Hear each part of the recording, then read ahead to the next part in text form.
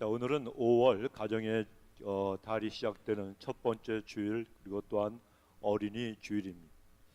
자, 여러분, 우리가 이 5월이 되면은 가정을 생각하게 되고요, 가족을 생각하고 자녀들을 생각하게 되고 부모님을 생각합니다. 그런데 여러분 잘 아시는 노래가 있죠. 즐거운 우리 나의 집, 우리 집이나 나의 집이나. 자, 그 가사를 보면요, 노랫말에 이런 가사가 있습니다. 즐거운 곳에서는 나로라 하여도 내 쉴 곳은 작은 집, 내 집뿐이리. 참 홈 스윗 홈, 얼마나 정겨운 그런 말인지 모르겠습니다. 여러분, 이 세상에 즐거운 곳 참 많이 있죠. 그렇죠? 즐거운 것도 많고 재미있는 것도 많고요, 그리고 우리를 갖다가 오라는 것도 참 많이 있습니다. 그러나 내 쉴 곳은 어디입니까? 우리 가정밖에 없어요. 집밖에 없어요. 사람이 돌아가서 쉴 수 있는 집이 있다는 것은, 가족이 있다고 하는 것은 얼마나 축복이고 얼마나 큰 정말 하나님의 은혜인지 모릅니다. 우리가 여러분 늘 마음속으로 원하고 그리고 귀하게 여기는, 우리에게 안식을 주는 이 가정을 누가 주셨어요? 하나님이 주셨어요. 집이라고 하는 것은, 이 가정이라고 하는 것은 너무나도 귀하고 소중한 것인데, 하나님이 우리 인생을 귀하게 여기시고 사랑하셔서 이 가정을 우리에게 허락하여 주셨습니다. 태초에 하나님이 아담을 지으셨어요. 아담을 지으셨는데, 아담을 만드시고 나서 모든 것을, 세상의 모든 것을 아담에게 다 주셨습니다. 너는 이 땅의 모든 것을 정복하고 다스리라, 그리고 생육하고 번성하라. 하나님의 모든 것을 지으신 것을 아담이라고 하는 첫 번째 인간에게 주셨습니다. 그런데 아담의 마음은 모든 걸 다 갖고 있게 되었지만 왠지 모르게 허전하고 공허했어요. 우리 하나님께서도 모든 좋은 것을 다 만드셨지만 왠지 모르게 아담을 보니까 마음이 그렇게 흡족하지 않으셨습니다. 그 이유는 아담이 독처하는 것, 아담이 혼자 살아가는 것 보시기에 좋지 않았기 때문입니다. 그래서 어느 날 하나님께서 이 아담을 갖다가 깊이 잠을 들게 하시고 아담의 갈비뼈를 갖다가 취하셔서 그 와이프를 갖다가 하와를 만드셨고, 그리고 그들로 하여금 가정을 이루도록 축복해 주셨습니다. 아담이 이 세상의 모든 것을 다 소유하고 있어도 그렇게 공허하고 행복을 느끼지 못했었는데, 하나님께서 하와를 주셔서 가정을 이루게 하시니까 아담은 너무나도 행복한, 완벽하게 행복한 그런 사람이 되었습니다. 그리고 하나님께서도 아름답고 광대한 온 우주 만물과 모든 것들을 창조하셨지만, 그럼에도 불구하고 하나님께서 마음이 별로 만족하지 않으셨는데, 아담과 하와를 갖다 짝 지어주시고 가정을 만들어 주신 후에는 모든 것 하나님 보시기에 심히 좋았더라, 이렇게 말씀하시는 놀라운 그 마음을 갖게 되셨습니다. 무엇을 우리에게 말씀해 주는가 하면, 가정이라고 하는 것, 이것이 하나님 천지 창조의 마침표가 된다는 거예요. 얼마나 놀랍습니다. 하나님이 이 땅에 인간의 공동체를 주신 게 딱 두 가지밖에 없습니다. 알아맞혀 보십시오. 첫째 삼성, 둘째 미국, 세 번째 교회, 네 번째 가정, 세 번째 네 번째. 하나님이 이 세상에서 직접 창조하시고 복의 복을 더하시고 축복하시고 은혜 주시는 공동체는 딱 두 가지입니다. 교회와 가정입니다. 그래서 하나님의 사람들은 반드시 하나님의 교회를 귀히 여기고 지킬 줄 알아야 돼요. 하나님의 백성들이라면, 은혜를 아는 사람들이라면 가정의 순결함과 순수함을 지키도록 늘 애쓰고 힘써서 가정과 가정의 자녀들과 부모님을 잘 돌보는 사람들이 되어야 돼요. 가정은 돈 때문에 지지고 볶고 싸우는 가정이 되어서는 안 되는 거예요. 가정이라고 하는 것은 하나님의 은혜가 넘쳐야 돼요. 가정이라고 하는 것은 하나님의 평강과 축복이 넘치는 그런 장소가 반드시 되어야 됩니다. 근데 우리 하나님께서 이 가정을 만드셔서 아담에게 주셨을 때 아담은 너무나도 좋아했습니다. 그런데 이 가정이라고 하는 것은요, 가정의 구성원들이 서로 노력하며 아끼면서 그리고 잘 가꾸어야 하나님이 처음 만드신 이 가정의 창조의 목적을 갖다가 이루는, 그리고 그 목적에 맞는 그런 복된 가정이 될 수가 있습니다. 한자로 가정의 정자는 정원의 정자하고 똑같습니다. 자, 정원은 여러분 어떻게 해야 됩니까? 소중하게 가꾸어야 됩니다. 조그만 한눈 팔면요, 잡초가 얼마나 많이 자라는지 몰라요. 가정도 마찬가지입니다. 정원을 소중히 가꾸듯이 가정의 구성원들이 가정을 인내와 믿음과 그리고 헌신을 통해서 희생을 통해서 잘 가꾸어 나가야 됩니다. 한 국가의 국민들이 의무와 책임을 다하지 않고 그저 자기 권리만 주장하게 되면 그 나라는 온통 혼란 속에 빠져 들어갈 수밖에 없습니다. 나라가 안정이 되고 국민이 평안한 가운데 삶을 영위하려면 국민들의 그 권리에 따르는 의무와 책임도 반드시 그들이 다 해야 합니다. 건강한 교회, 아름다운 교회 만드는 일도 똑같습니다. 온 성도들이 내가 하면서 자기의 권리만 주장해서는 절대로 안 됩니다. 성도로서의 의무와 책임을 갖다 다할 때 교회가 건강해지고요. 하나님이 이 교회를 세우신 목적, 하나님이 이 땅에 많은 교회를 세우신 목적, 주께서 피 흘려 돌아가시면서 핏값으로 세우신 교회들이 이 세상의 빛과 소금의 역할을 감당할 수 있게 되어진다는, 마찬가지로 인생의 행복한 인생 필수 조건이 뭡니까? 가정입니다. 이 가정을 아름답게 지키기 위해서 가정의 구성원들이 각자 자기의 책임을 갖다가 정말 다하는 그런 사람들이 되어야 합니다. 그렇다면 저와 여러분, 우리가 행복한 가정을 이루기 위해서 우리가 감당해야 될 책임은 과연 무엇이 있겠습니까? 오늘 이 시간에는 거기에 대한 책임, 즉 부모에 대한 자녀의 책임과 자녀에 대한 부모의 책임에 대해서 오늘 말씀을 나누기를 원합니다. 첫째, 부모에 대한 자녀의 책임 중에 가장 중요한 것은 부모님께 효도하는 일입니다. 효도하는 일. 여러분, 효도가 무엇입니까? 거창한 게 아닙니다. 다른 게 아닙니다. 효도는 자녀들이 부모님께 대한 책임을 다하는 것, 이것이 바로 효도입니다. 그날이면 효도가 자랑거리입니까? 절대로 그렇지가 않습니다. 효도라고 하는 것은, 부모에게 효한다는 것은 자식된 도리로서 마땅히 해야 될 그런 일입니다. 마땅히 해야 되는 거예요. 효자는 칭찬받을 일이 아니라는 거예요. 불효자는 처벌받아야 돼요. 그러나 효자는 인간으로서 마땅히 해야 되고, 특별히 하나님의 사람이라 그러면 이 효성스럽게 부모님을 모시는 일 반드시 있어야 한다는 거예요. 어떤 한 어머니가 계셨습니다.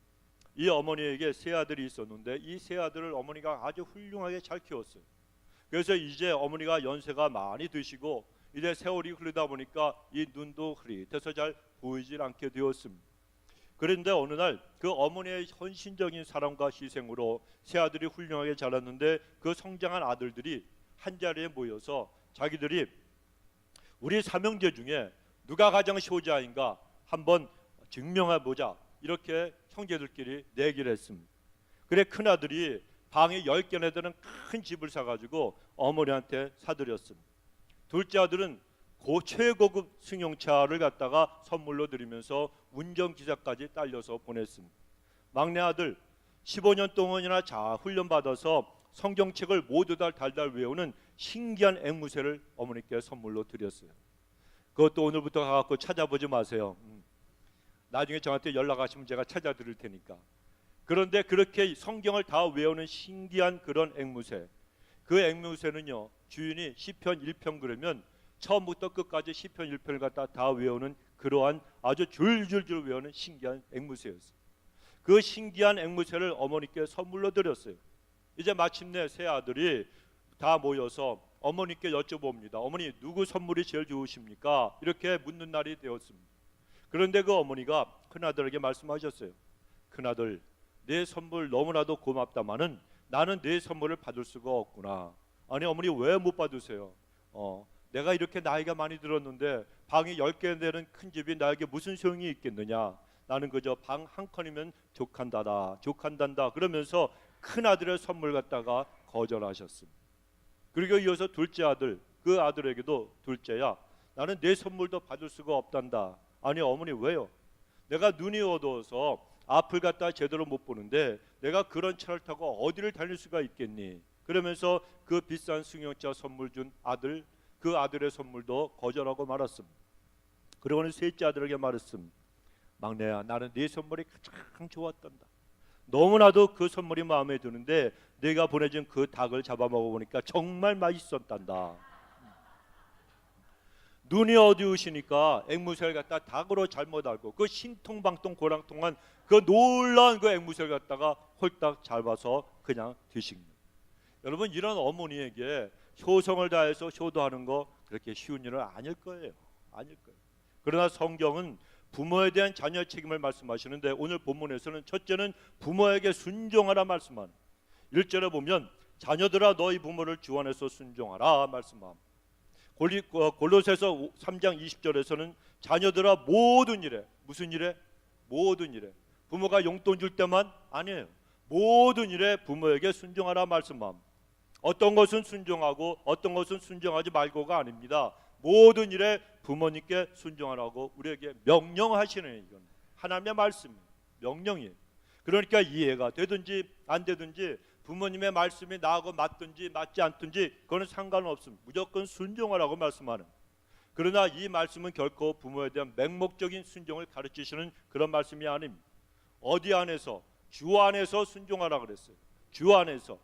자, 성경은요 맹목적인 순종을 절대로 가르치지 않습니다. 부모에 대한 순종이 하나님께 대한 불순종으로 이 연결이 될 때는 더 높은 권위자이신 하나님께 순종해야 됩니다.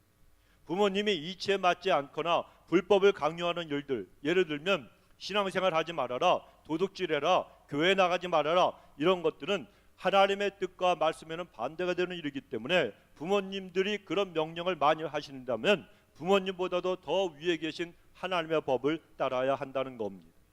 그런데 그런 일이 아니라면 자녀들은 부모님께 전부 다 순종할 줄 알아야 됩니다. 그래야 복을 받는 거예요. 어느 집에 며느리가 있었어요. 그런데 이 며느리가 시어머니를 모시고 사는데 이 시어머니하고 사사건건 부딪힙니다. 이 세상에 어느 나라나 고부간의 갈등은 있게 마련인데 그 며느리도 시어머니와 갈등 끝에 병까지, 위장병까지 하도 스트레스 받고 신경을 쓰다 보니까 위장병이 생겼습니다. 이 시어머니는 9세대, 며느리는 신세대. 그러니까 맞지 않아서 평안을 못 누리니까 그냥 이 위장병이 생겨서 고통을 받게 된 것입니다. 사실 이 시어머니의 갈등의 발단도요 별것이 아니었어요. 집안에 뭐가 떨어져서 흘린 자국이 있으면 9세대인 어머니는 행주나 걸레를 빨아가지고 그것을 닦습니다. 그런데 신세대인 며느리는 걸레를 빨고 행주 삶고 이게 귀찮으니까 페퍼다 딱 끊어가지고 물에 묻혀서 쓱 닦아서 버려버립니다. 시어머니가 보니까 그것을 쓸데없이 종이만 낭비하는 것 같아요. 그래서 잔소리가 시작되고 그런 일들이 하나씩 둘씩 쌓이다 보니까 서로 경원시하게 되었다는 겁니다. 그런데 어느 날 이 며느리가 친구 집에 놀러 갔는데 그 집에도 보니까 자기 시어머니하고는 게임이 안 되는 더 무서운 시어머니가 버티고 계시는 거예요. 근데 그 친구는 그런 시어머니하고 너무나도 사이가 좋습니다. 너무너무 잘 지내요. 그래서 시어머니가 무슨 말씀을 하시면 무조건 예 어머니 알겠습니다, 예 어머니 알겠습니다 대답을 함. 위장병에 걸린 친구가 하도 신기해서 조용히 물어봤습니다. 아니 이치에도 안 맞고 논리에도 안 맞고 상식에도 안 맞는데 어떻게 친구가 예예 그러며 순종하려는지 궁금해서 너는 어떻게 그렇게 시어머니 비율을 잘 맞추니 그랬더니 친구가 하는 말이 나는 하나님의 은혜로 맞추고 산다 그러는 거예요. 누구의 은혜로? 하나님의 은혜로.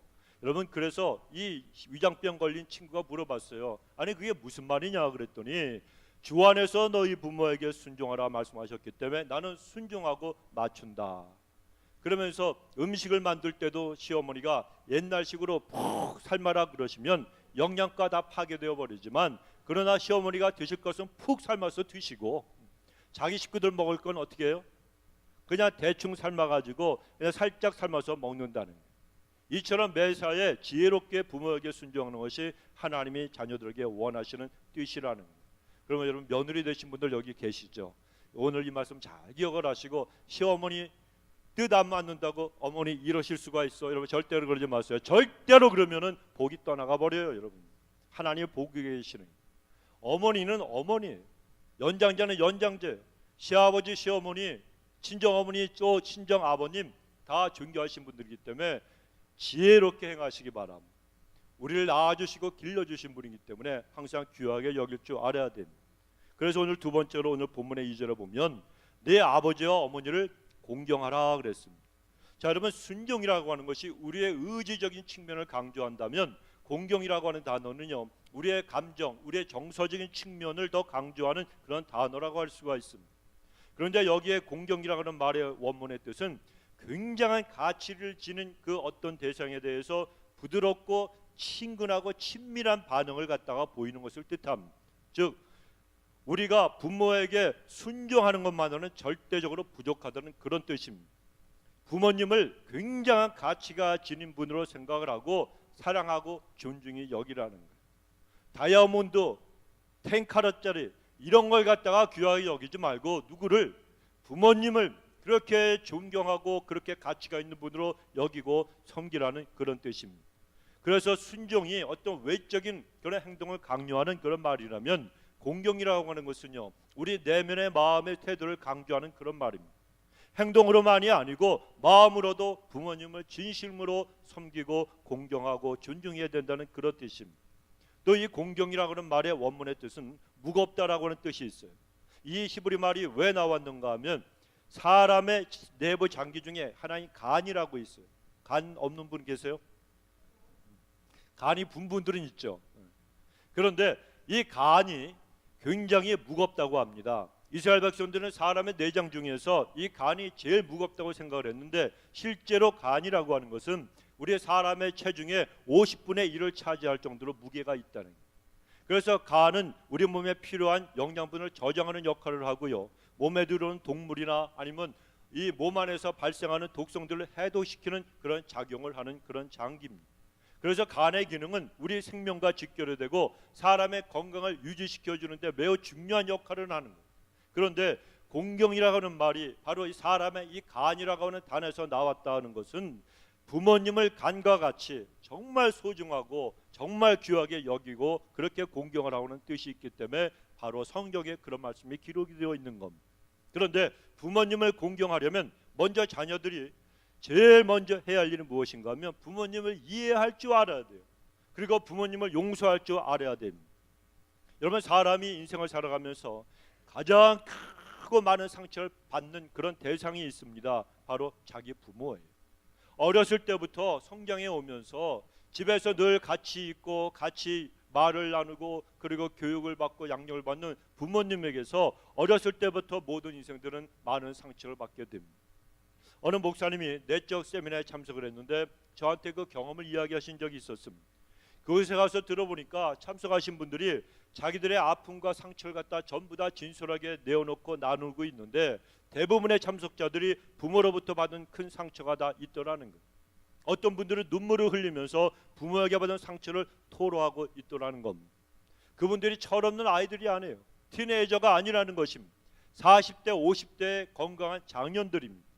부모에게 받은 상처가 너무나도 깊고 그리고 크니까 수십 년이 흘렀어도 그 상처가 치유되지 않고 있다가 하나님 앞에 모든 것을 털어놓으니까 그들의 마음이 성령의 은혜 가운데 눈물이 나고, 그리고 주 앞에 모든 것을 쏟아 놓을 수가 있었다는 거예요.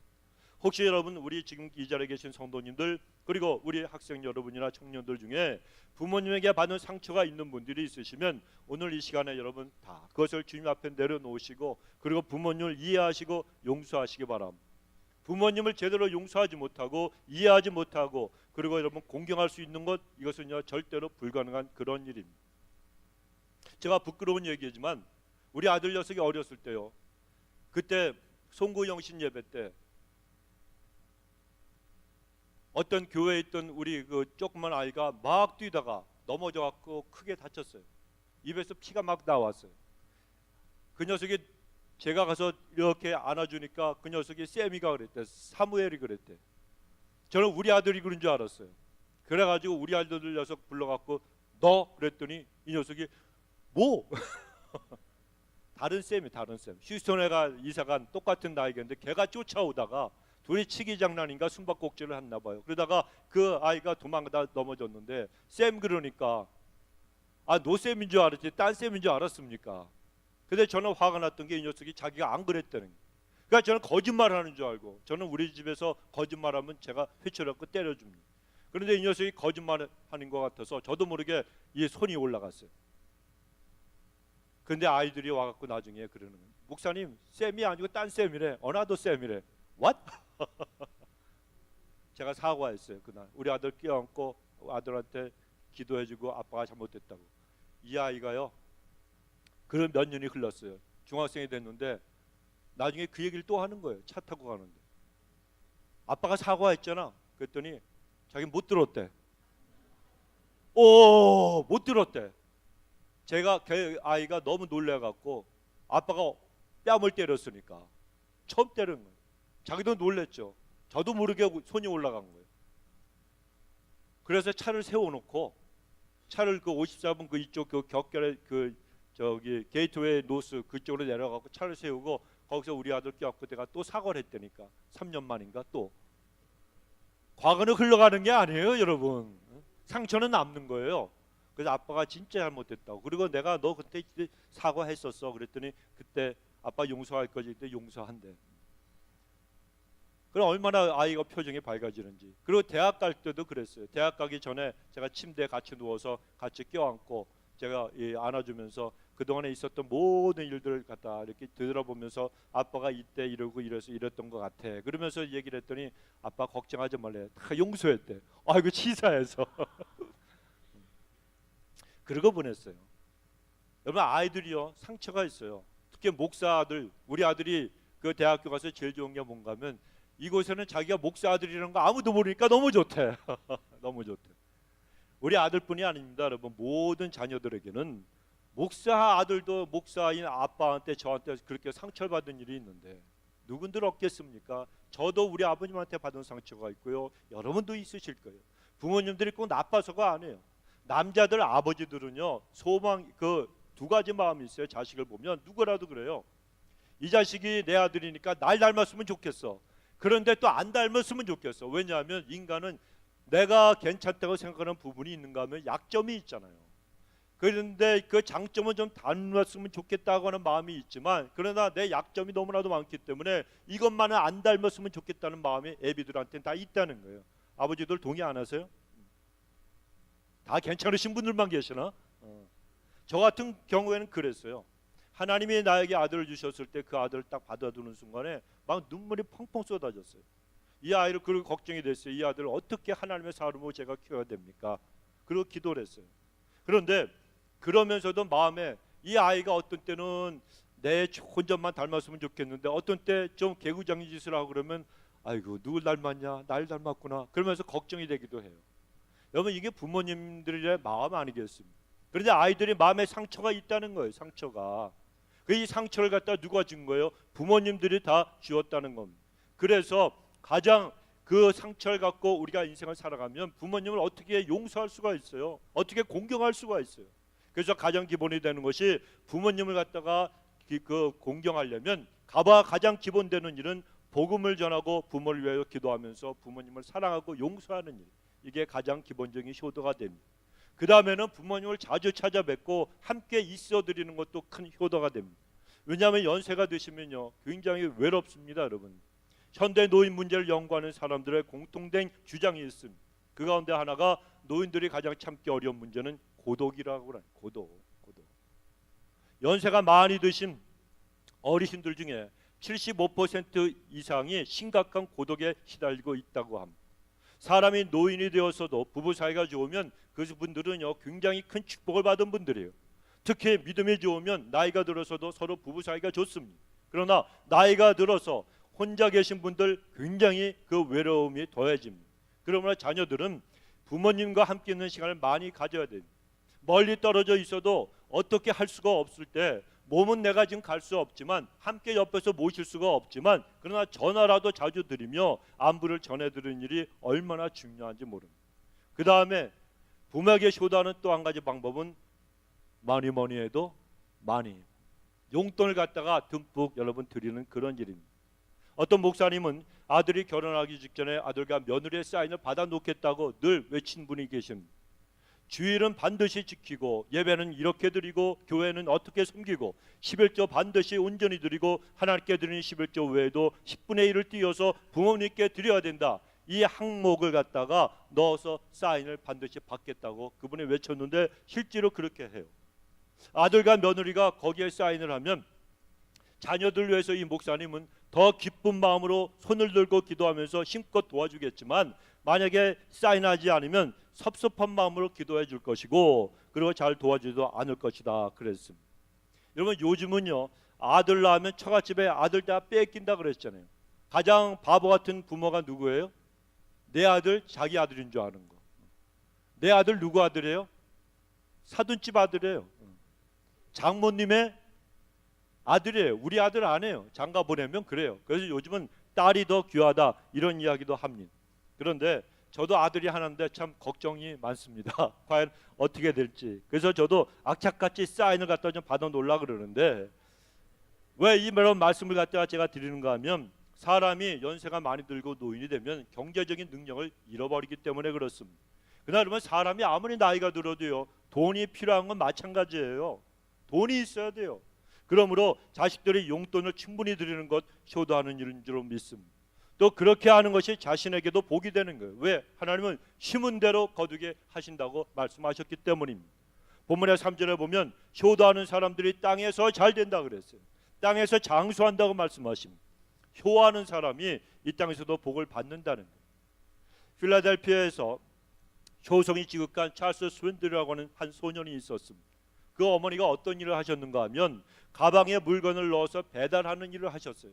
그런데 이 아들이 보니까 어머니가 짐을 들고 다니시는데 힘겨워하시니까, 우리 어머니가 저렇게 고생하시는데 배달할 때 사용하는 가벼운 가방이 있었으면 얼마나 좋을까, 늘 이런 생각을 했습니다. 그래서 만들게 된 것이 가방, 종이 가방 쇼핑백이었어요. 그리고 그것을 특허를 내어서 이 아들이 큰 돈을 벌게 되었습니다. 이 찰스라고 하는 아들이 종이 가방 만들어서 이 부자가 된 것은 바로 어머니를 생각하는 지극한 효성 때문이었습니다. 우리 성도님들도 여러분 부모님께 효도하는 분들이 되시고, 그래서 하나님께서 약속하신 이 땅에서도 잘 되는 복을 받게 되시길 주 이름으로 축원합니다. 두 번째 책임이 있습니다. 자녀들만 부모들에 대해서 효도하고, 그래서 아름다운 복된 가정을 가꿀 수 있는 게 절대로 아닙니다. 자녀에 대한 부모의 책임도 있다는 거예요. 여러분 오늘날 우리가 사는 이 시대의 문제는요, 다른 문제가 아니에요. 가정의 문제가 가장 크다고 할 수가 있습니다. 그리고 가정의 문제는 말썽 피우고 부모 속을 들끓게 하는, 아프게 하는 자녀들의 문제가 아니고 부모의 문제라고 할 수가 있습니다. 부모의 문제. 청소년 문제 전문가들은 엄밀한 의미에서 문제 자녀는 이 세상에 아무도 없다고 주장합니다. 다만 문제 부모가 있을 뿐이라고 이야기합니다. 문제 부모 때문에 문제 자녀가 생긴다는 거예요. 오늘 본문의 4절에 보면 자녀에 대한 부모의 책임을 말씀합니다. 첫째는 자녀를 노엽게 하지 말라는 거예요.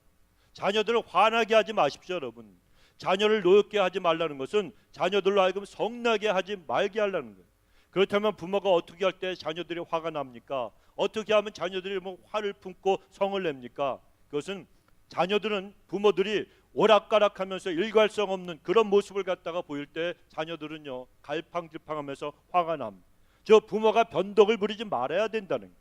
부모가 기분이 좋을 때 아이가 엄마 아빠 그리고 팔을 벌리고 막 달려들면 아이고 내 새끼, 아이고 우리 강아지 그러면서 물고 빨고 예뻐하다가, 부모가 피곤하고 기분이 나빠요. 그때 그 정말 어떤 심정에 좀 문제가 있을 때 아이가 달려들어서 아빠 엄마 그러면 좀 처리든가, 귀찮게 하지도 말 좀 내버려도 매몰차게 부딪히면 아이들이 상처받고 그 상처가 아이들을 노엽게 만든다는 거예요. 또 자녀는 똑같은 행동을 했는데 부모가 언제는 아이고 잘했다 이쁘다 그러다가 또 그 다음날 똑같은 일을 두고 야단을 치면 아이가 황당해하는 거예요. 그 아이들이 뭐라고 생각하겠습니까? 세상에 못 믿을 게 우리 아빠 엄마구나. 부모를 갖다 신뢰하지 못하게 된다는 거예요. 그런가 하면 바르게 살지 못하는 부모 때문에 자녀들은 노여움을 품게 되는 거예요. 자녀가 어릴 때는 부모가 무서워서 말을 제대로 못합니다. 부모가 바르게 살지 못하면 그런데 그 아이들 마음에 다 아는 거예요. 그 마음속에 부모에 대한 존경심이 사라지고 부모를 향한 분노가 쌓이는 거예요. 부모는 자녀의 존경을 받아야 돼요, 여러분. 그런데 아이들이 커가면서 우리 엄마 아빠 우습게 여기고 무시하면은 그거 어떻게 하겠습니까? 권위가 없어지고 어떤 권위에 대한 순종과 복종이 없어지면 그 아이들은 세상에 나와서도 학교에서도 마찬가지예요, 여러분. 선생님한테 반항하고 사회 상급자들에게도 직장 생활하면서도 상사에게도 반항합니다, 여러분. 가정에서 권위를 이루는 부모 때문에 순종하는 걸 배우지 못했기 때문에 그렇다는 거예요. 그래서 부모에 대한 존경심이 사라지고 부모에 대한 분노를 품고 인생을 살게 됩니다. 뿐만 아니라 부모의 과잉 보호 또는 과도한 기대, 이런 것도 자녀들을 화나게 만듭니다. 여러분 화병 아시죠? 화병. 이 화병이라고 하는 것은 속이 썩어 들어가고 분이 쌓이는 건 어른들에게만 있는 게 아니에요. 어린 아이들에게도 여러분 화병이 생기는 거 꼭 기억을 하시기 바랍니다. 그 화병이 학교에 다니기 전에 미취학 아이들에게는 식욕 부진이나 아니면 짜증이 느는 그런 증상으로 나타나고요. 학교에 다니는 그런 아이들은 신경질 갖다 부리기 시작합니다. 그리고 피로하다 그러고 머리가 아프다 그러고 어지럽다 그러고 배가 아프다 그러고 식욕 부진, 식욕 과잉, 소화 장애 이런 것으로 나타나게 됩니다. 또 잘 웃지도 않아요. 놀이를 해도 그냥 흥미를 보이지도 않습니다. 친구들, 동부들과 잘 어울리지도 못합니다. 이런 증상은 부모의 과잉 보호와 과도한 기대가 주요 원인이라고 그 정신의학자들은 이야기합니다. 부모가 자녀를 부모의 뜻대로만 조정하려고 할 때 자녀들이요 화가 난다는, 어린 자녀들도요 한 인격체예요. 여러분, 하나님이 우리에게 주신 선물이에요. 우리 게 아니에요. 내 속 아파서 내가 낳았다고요? 아니에요. 내 게 아니에요.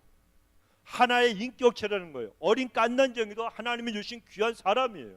그렇기 때문에 한 인격으로 대해주고 스스로 생각할 줄도 알고 감정을 느끼고 자기 의지대로, 그래서 인격체이기 때문에 자기 주장을 하게 되어 있다는 겁니다. 그런데 부모가 강해서 자기 뜻대로 아이를 조정하려고만 든다면 아이의 마음에 분노가 쌓이게 된다는 거예요. 아이들 붙들어놓고 야단을 쳐요. 그런 아이들이 땅을 이렇게 보고 가만히 있으면 너 왜 눈 깔고 왜 안 쳐다봐? 뭐 속이는 거 있어? 그렇게 야단을 쳐요. 그래서 아이가 눈을 뜨고 부모를 보면 너 이렇게 똑바로 봐, 반항해? 또 이래요. 이게 부모예요. 그러니까 아이들이 마음에 그런 일들이 계속되다 보면 그 상처가 커지고 분노가 쌓이게 된다는 거예요. 두 번째로 부모는 주의 교양과 훈계로 자녀들을 양육할 책임이 있다는 겁니다. 이 세상에서 가장 뛰어난 민족 유대인이라고 얘기하지 않습니까? 그런데 유대인들이 뛰어난 이유는 부모를 통해서 가정에서 신앙교육을 제대로 받았기 때문에 그렇다는 거예요. 제가 늘 말씀드리지만 교회에서 신앙생활, 신앙교육하는 거 절대로 여러분 아이들에게 큰 유익이나, 물론 유익이나 밑거름이 되고 그것이 인도할 수 있는 그런 그 척경은 되지만 그게 전부는 아니라는 거예요. 일주일에 아이들 데리고 와서 교회에서 몇 번 여러분 몇 시간 그들이 교육을 받습니다. 길어야 1시간, 2시간이에요. 그것밖에 교육을 안 받아요. 그러나 나머지 시간은 학교와 집에서 아이들이 살아갑니다. 어디에서 많이 배우겠습니까? 가정에서, 그리고 학교에서 부모님들의 삶의 모습과 그리고 신앙의 모습들을 갖다가 더 많이 보고 배운다는 거예요. 전도사님들이나 목사님들이나 아니면 선생님들 교회에서 가르치고 그 모습들 잠깐 보는 거예요. 잠깐 배우는 거예요. 그러나 가정에서는 24시간 같이 밥 먹고 같이 잠자고 같이 싸우고 같이 웃고 같이 TV 보고 같이 놀고 아버지와 어머니의 삶의 모습을 보면서 자녀들이 그냥 배운다는 거예요. 그런데 믿음이 있다는 부모들도 세상적으로 자녀들을 교육하는 사람들이 얼마나 많습니다. 그렇게 되면 거기에서부터 자녀들의 신앙이 전부 다 무너지기 시작하는 거예요. 세상 교육의 목표는 뭡니까? 우리 아이들 좋은 대학에 보내서 사회적으로 유능한 사람 만드는 게 세상의 교육의 목표예요. 그런데 신앙을 가진 그 부모님들도 동일한 목표를 가지고 자녀들 갖다가 교육을 합니다. 그래서 아이들의 판단 기준이 세속적인 것이 되고 늘 이기고 승리하려고 하는 그런 것에만 관심을 갖다가 기울이고 살아갑니다. 그래서 상대방하고 경쟁하고 싸워서 이기려고 합니다. 그러나 유대인들의 교육 방법은 다릅니다. 그들의 특징은 다른 사람들과 경쟁하고 싸워서 이기라는 것이 아니고 첫째는 하나님을 경외하라는 거예요. 그리고 다른 사람과 더불어 함께 살아가지만 그러나 다르게 살아가라, 이렇게 가르치는 것이 그들 교육의 특징입니다. 그런데 우리 많은 하나님의 사람들의 자녀들은 다른 사람들과 함께하는 방법보다도 다른 사람들과 경쟁해서 이기는 방법을 배우고 살아갑니다. 학교에서 그렇게 배우고요, 그리고 직장에서, 그리고 또한 가정에서 그렇게 많이 배웁니다. 그러나 유대인들은 시험화 교육이라 그래서 신명기 6장 4절 이하의 말씀을 기초로 해서 하나님 말씀과 하나님을 섬기는 것을 자녀들에게 아주 철저하게 먼저 가르칩니다. 이처럼 부모님들이 하나님의 말씀을 자녀들에게 가르치시면서 믿음으로 바르게 성장하는 것을 보여주면, 살아가는 걸 보여주면 자녀들은 누가 뭐라 그러지 않아도 하나님의 사람으로 아름답게 성장해 갈 수가 있다는 거예요. 그래서 여러분 교회에서 선생님들이나 아니면 전도사님들이 여러분의 자녀 야단치는 거 절대로 시험에 들지 마시기 바랍니다. 아멘. 절대로 시험에 들지 마시기 바랍니다. 절대로 시험 들지 마시기 바랍니다. 한 10번 더 해야지 소리가 커질 것 같아요. 교회에서 어른들이 여러분 아이들 야단치십시오. 여러분 개구장이로 망나니로, 그리고 자기들 어른들 마음을 안 들고 동무들하고 싸우고 자기만 주장하고 이기심에 물드는 아이들은 야단치십시오. 야단치십시오. 내 아이가 잘못했으면 내 아이 잘못해서 야단 맞는구나, 저 어른이 내 아이를 위해서 야단치는구나, 이렇게 생각해야 그 부모가 제대로 된 사람이지. 내 자식을 누가 때렸어? 할아버지 할머니들 잘 들으세요. 특별히 부모보다는 할아버지 할머니들이 더 옹냐옹냐하는 것. 옹냐옹냐하면 애 망칩니다, 여러분. 애 큰일 납니다. 교회에서, 학교에서는 야단 안 쳐도 교회에서는 야단 쳐야 돼요, 여러분. 아시겠죠? 그렇다고 또 그냥 아무 잘못 없는 애 너 일로 와봐 이래가지고 야단 치지 마시고, 아이들이 잘못하고 동무들하고 싸우고 나만 주장하고 선생님 말씀 안 들을 때 야단 치십시오. 야단 치십시오. 때로는 그 부모에게 얘기하면 엄마 아빠나 할아버지 할머니들이 선생님 앞에 데려가서 사과시키고, 그리고 엉덩이도 한 대 딱 때려주세요. 그래야 아이들이요 질서가 잡히고, 질서 깨는 인생은 어렸을 때부터 영원히 천국 갈 때까지 질서 깨고 살아요, 여러분. 그러나 어렸을 때부터 부모 말씀과 선생님 말씀에 순종하고, 그리고 어른들 말씀에 순종하는 아이들은 그 삶이 형통하게 돼요. 형통하게 돼요. 저는 우리 부모님하고 목사님들한테 살아오면서 한 번도 노소리 해본 적이 없어요. 우리 어머니한테는 가끔 노했지만 우리 아버님이나 목사님한테는 한 번도 노한 적이 없어요. 그래서 제가요 그래도 괜찮게 형통하게 사는 거예요. 복이 임한 거예요. 정말 그래요. 저는 여러분 자녀들 그렇게 교육시키십시오. 저는 고집이 엄청 세가지고요, 시장에 가다가 옛날에 장난감 있으면 엄마가 안 사준다 그러면 사달라 그러면 사줄 때까지 일부러 그 흙탕물에 넘어져. 시장에 가면 막 그냥 뭐 생선 가게 앞에 막 뭐 있잖아요, 이렇게 물들, 거기 넘어가지고 막 뒹굴어요, 일부러 그냥 사줄 때까지. 그리고 엄마가 그냥 가면 올 때까지 그 자리에 앉아서 울어요. 나중에 목이 쉬어가지고 눈물도 안 나는데 이러고 있다가 엄마가 저쪽에서 뭐 이래가지고 이래 우는 척하고 그랬댔어요. 그렇게 못된 고집이 있었는데, 그런데 이게 하나님 앞에서 점점 깨지기 시작하니까요, 하나님 부모를 귀하게 여기게 되더라. 고집 다 있어요, 여러분. 누가 순종하는 거 원합니까? 자녀들이요. 자기가 그냥 절제할 수 있는 능력이 없으니까 내 원대로 하고 싶은 마음이 너무나도 크죠. 그러나 어렸을 때부터 그걸 잡아주면 아이들이 평생 하나님 앞에 순종하고, 목사 주회종한테 순종하고, 그리고 부모님한테 순종하면서 그들은 여러분 많은 어른들의 칭찬과 귀여움과 사랑을 받고 살아갈 수가 있어요. 인생을 혼자 독불장군으로 살아가는 게 아니에요. 좋은 사람 만나려면, 하나님의 좋은 사람 보내서 도와주시려면 인생의 가장 큰 복이 좋은 사람 만나는 거예요. 그런데 그 복을 받으려면 질서 속에서 순종하는 사람들이 되어야 한다는 거예요. 그러기 위해서는 부모님들이 먼저 순종하는 본을 보이시기 바랍니다. 그 플로리다에 아주 유명한 레스토랑이 있습니다. 그 레스토랑 입구에는 그 레스토랑 주인의 어머니의 사진이 걸려 있는데, 그 어머니는 남편이 일찍 세상을 떠난 다음에 타주에서 플로리다 스테이트로 이주를 해서 해변가의 도시에 작은 식당을 갖다가 오픈을 했습니다. 그런데 그 식당이 너무나도 번창했어요. 그래서 오랜 노력과 계획 끝에 저축한 돈으로 아름답고 큰 식당을 바닷가에 열었습니다.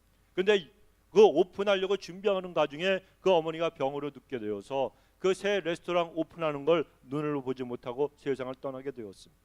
그때 그 어머니가 아들을 불러서 이 새 레스토랑을 잘 경영해 달라고 하면서 유언을 남겼는데, 언제나 사업보다 인생의 주인이신 하나님을 더 귀히 여기는 믿음의 삶으로 살아가라는 유언을 남기셨어요. 이 어머니가 고생하면서 그 자녀를 키웠는데 이제 세상을 갖다 떠나셨습니다. 그리고 그 아들이, 어머니가 세상을 떠난 다음에 새 레스토랑을 오픈을 했는데, 그 아들이 레스토랑 입구에 그 어머니의 사진을 걸어 놓은 겁니다. 그리고 그 어머니 사진 밑에는 5줄의 글을 써 놓았습니다. 어머니의 미소는 저의 추억입니다. 어머니의 사랑은 저의 용기입니다.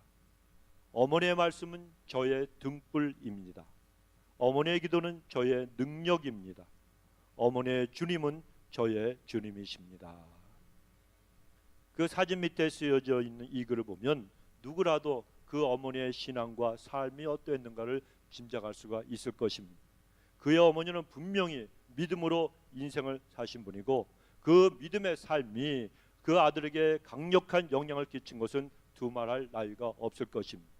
오늘 이 가정의 달 어린이 주일을 맞이해서 우리 모든 성도님들, 부모님께 대한 책임과 자녀들의 책임을 다하시는 그런 본을 보이는 분들이 되셔서 어머니의 사랑은 저의 용기요, 어머니의 말씀은 저의 등불이며 어머니의 기도는 저의 능력이고 어머니의 주님은 바로 저의 주님이십니다. 이 글귀의 주인공처럼 저와 여러분이 어머니의 가치, 정말 믿음의 삶을 자녀들에게 보여줄 수 있는 그런 분들이 다 되시길 주님의 이름으로 축원드리겠습니다.